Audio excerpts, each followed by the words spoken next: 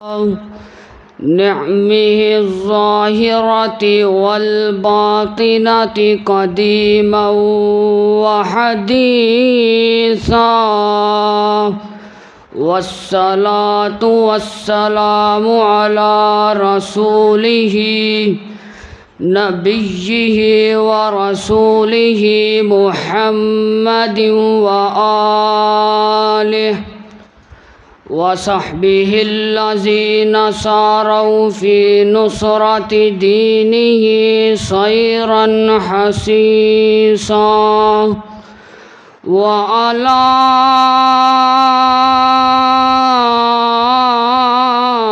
أتباعهم الذين ورثوا علمهم العلماء ورثة الأنبياء. أما بعد فأعوذ بالله من الشيطان الرجيم. بسم الله الرحمن الرحيم. والسابقون الأولون من المهاجرين والأنصار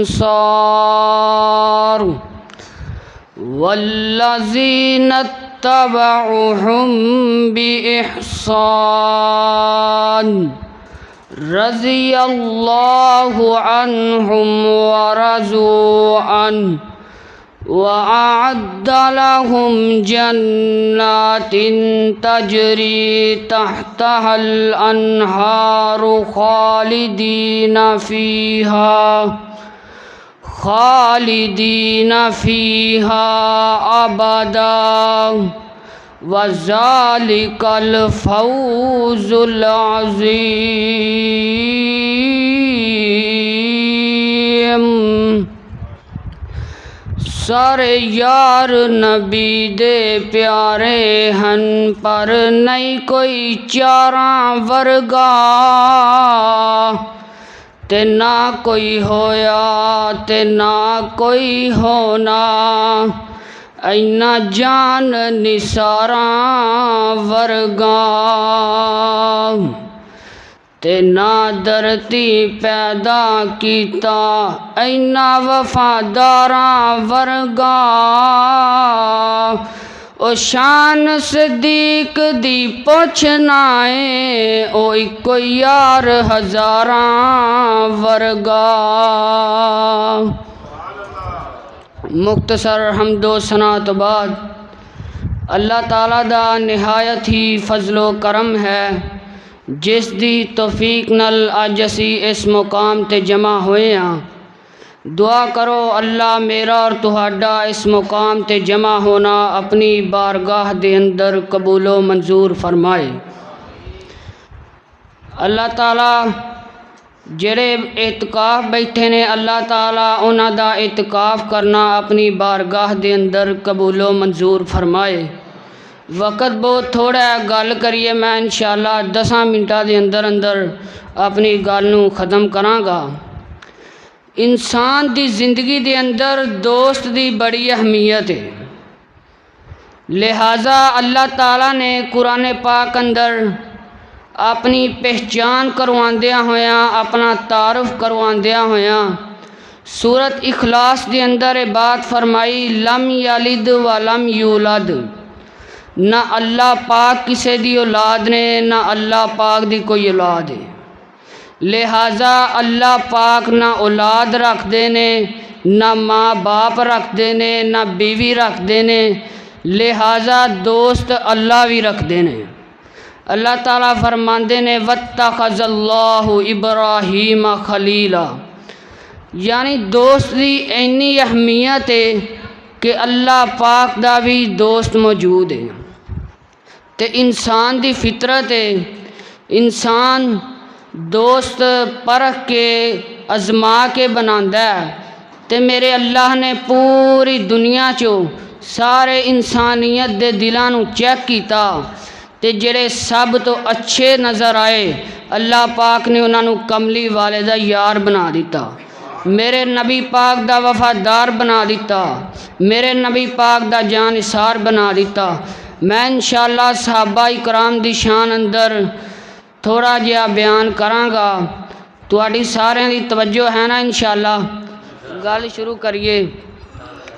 میرے اور تساں دے پیر و مرشد جناب محمد صلی اللہ علیہ وسلم میرے آقا دا نام آئے محبت نل، احترام نل، شفقت نل ساریاں درود پڑھنا جناب محمد صلی اللہ علیہ وسلم ہے اسم محمد دل کی ضیا سبحان اللہ سبحان اللہ۔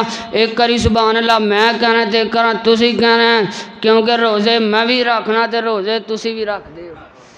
ہے اسم محمد دل کی ضیا سبحان اللہ سبحان اللہ، سرکار دو عالم پر ہے فدا کونین کا ہر ذرہ ذرہ، جس نے دیکھا مسرور ہوا سبحان اللہ سبحان اللہ۔